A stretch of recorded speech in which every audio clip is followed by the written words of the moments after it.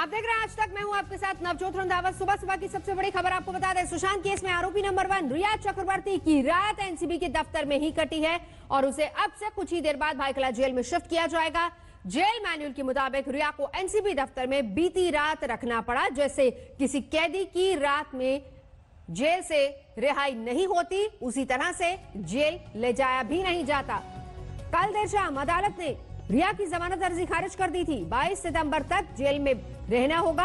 आज रिया के वकील जमानत की अर्जी फिर से दाखिल करेंगे।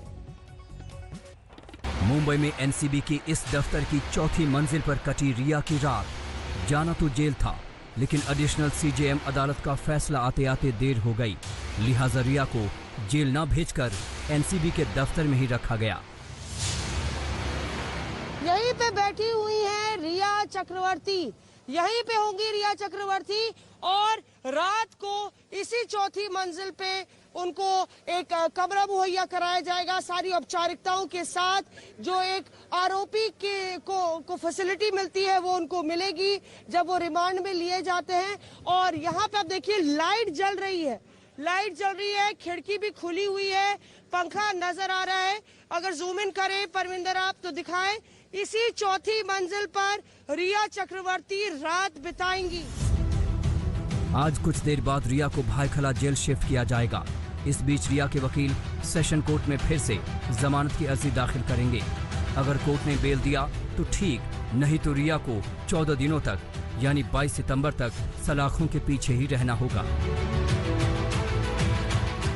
Honorable court has granted Riya Chakrabarti judicial custody till 22nd of this month. Court के आदेश के अनुसार she will be here और कल मॉर्निंग में उनको पेश कर दिया जाएगा जेल।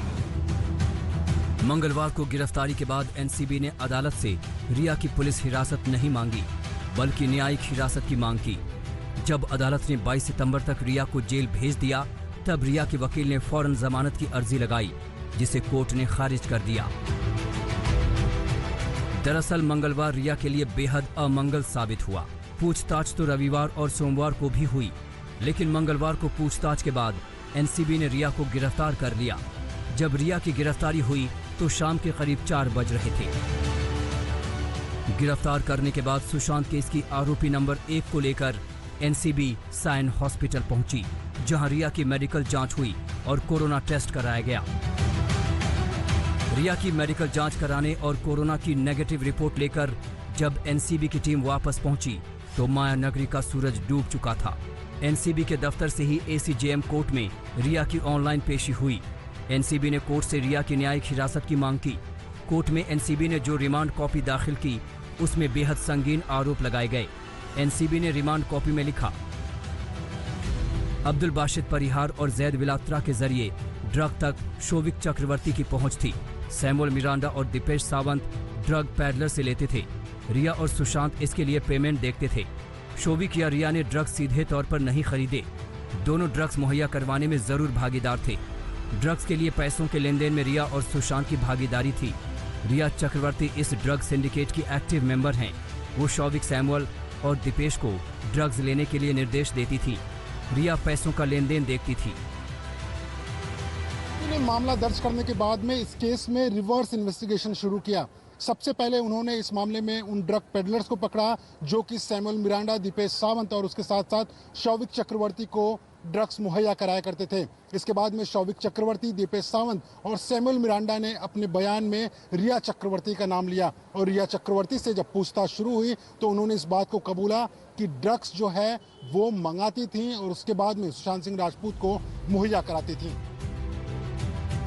हालांकि एनसीबी ने यह भी माना कि रिया ने पूछताछ में पूरा सहयोग किया और सारे सवालों के जवाब दिए। आने के बाद में उनको माननीय न्यायालय के समक्ष प्रस्तुत किया जाएगा। जहाँ तक आपने अभी किसी ने पूछा रिमांड के बारे में, तो हमें उनके रिमांड की आवश्यकता, पुलिस कस्टडी रिमांड की आवश्यकता नहीं है। 3 दिन से जो क्वेश्चनिंग हुई है, we are satisfied with that and we have applied for judicial custody. आज का दिन रिया के लिए बेहद भारी साबित हो सकता है। हालांकि एनसीबी को अब फौरन कोई पूछताछ नहीं करनी है, लेकिन अगर उनकी जमानत अर्जी खारिज होती है तो उन्हें 14 दिन सलाखों के पीछे गुजारना होगा। मौसमी सिंह, चित्रा त्रिपाठी, मुनीश पांडे, दिव्येश सिंह और पंकज उपाध्याय के साथ अरविंद ओझा, मुंबई आज तक। ड्रग्स मामले में भले रिया की गिरफ्तारी हो गई हो, लेकिन सुशांत की मौत मिस्ट्री पर अभी भी पर्दा है और इस सवाल के जवाब सभी को इंतजार है उसके जवाब का। लेकिन सुशांत का परिवार रिया की गिरफ्तारी पर खुशी जता रहा है। उनकी बहन श्वेता सिंह कीर्ति ने ट्वीट किया, लिखा कि भगवान हमारे साथ है।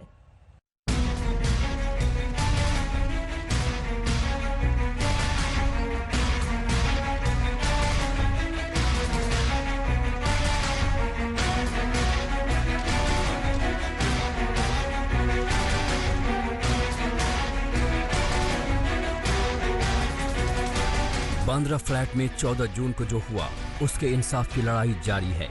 सुशांत का परिवार उस घड़ी का इंतजार कर रहा है जब मौत से जुड़ा हर सच सामने आएगा।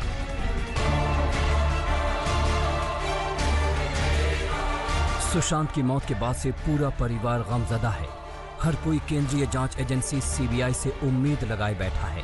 भरोसा है कि सत्य की विजय होगी। मंगलवार की शाम जब रिया की गिरफ्तारी हुई तो ये परिवार को थोड़ी तसल्ली देने वाला पल था। जैसे ही इसकी खबर मिली, सुशांत की बहन श्वेता सिंह कीर्ति ने ट्वीट किया, कहा,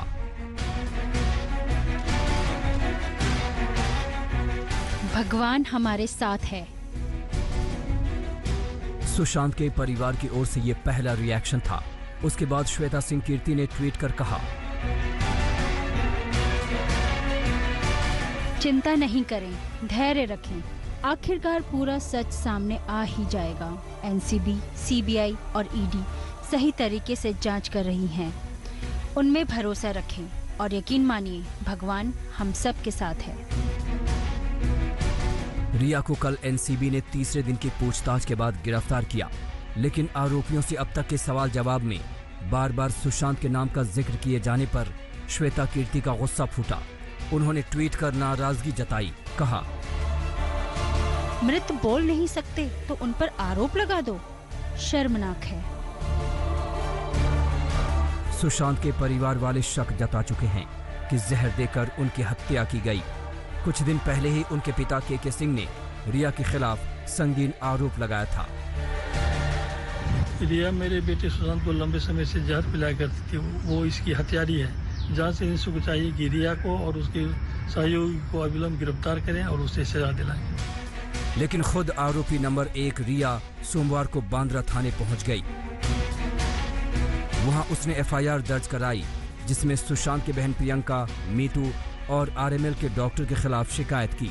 हालांकि सुशांत के पिता के वकील ने मुंबई पुलिस के एफआईआर पर सवाल उठा दिए।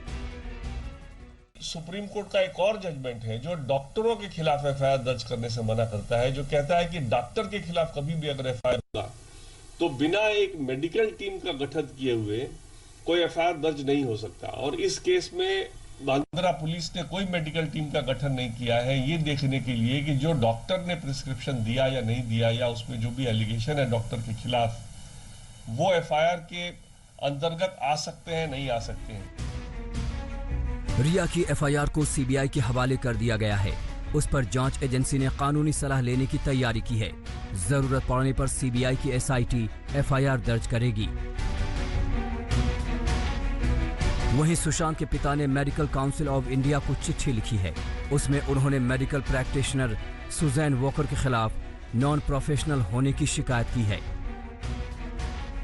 शिकायत में कहा गया है कि सुजैन वॉकर सुशांत की ट्रीटमेंट कर रही थी। उन्होंने अपने मरीज की गोपनीय बातों को सार्वजनिक किया। ये सरासर पेशेवर नैतिकता के खिलाफ है। उन पर उचित कार्रवाई हो। सीबीआई सुशांत के इलाज करने वाली सुजैन वॉकर से भी पूछताछ कर चुकी है। उधर रिया की गिरफ्तारी के बाद एनसीबी टीम ने भी जांच तेज कर दी है। कल लोनावाला में सुशांत के फार्म हाउस पर तलाशी की गई। मुंबई से अरविंद ओझा और साहिल जोशी के साथ आज तक ब्यूरो। फिलहाल यहाँ रुकेंगे एक ब्रेक के लिए। आज तक पर खबरों का सिलसिला लगातार जारी है, देखते रहिए आज तक। नमस्कार, मैं हूं अंजना ओम कश्यप। हमें उम्मीद है ये वीडियो आपको पसंद आया होगा। लेटेस्ट खबरों के लिए यूं ही देखते रहिए आज तक, और इस वीडियो के पसंद आने पर लाइक, शेयर एंड सब्सक्राइब करना ना भूलें।